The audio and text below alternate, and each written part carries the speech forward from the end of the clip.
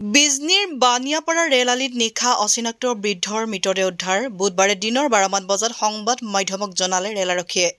New Bongaigaon Guwahati দ্বৈত ৰেলপথত উদ্ধাৰ হোৱা মৃতদেহটোৰ ডিঙিত চিকিৎসাজনিত ট্ৰিকেল টিউব লগোৱা আছে।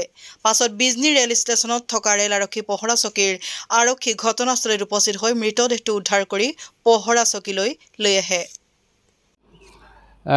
ঘটনা হ'ল যোৱাকালি 8:30 মানত আমি ৰেলৰ পৰা এখন মেমো পাওঁ। মেমো মতে আমি পিঅ'ত যাওঁ। পিঅ'টো হৈছে ৰেলৱে কিলোমিটাৰ 269/8-9 আৰু গাঁওখন হৈছে বানিয়াপাৰাৰ। তাতে এটা বৃদ্ধ অচিনাকি মৃতদেহ পাওঁ।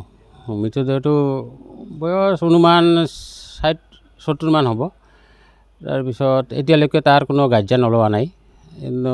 চিনাক্তকৰণ হিচাপে তাৰ ডাইন হাতখন তলৰ অংশখিনি একেবাৰে নাই, আগৰ পৰাই নাই সেইখিনি। তাৰপিছত তাৰ মেডিকেলত গলত কিবা লগা আছে, এইটো বেমাৰী মানুহ আৰু কি।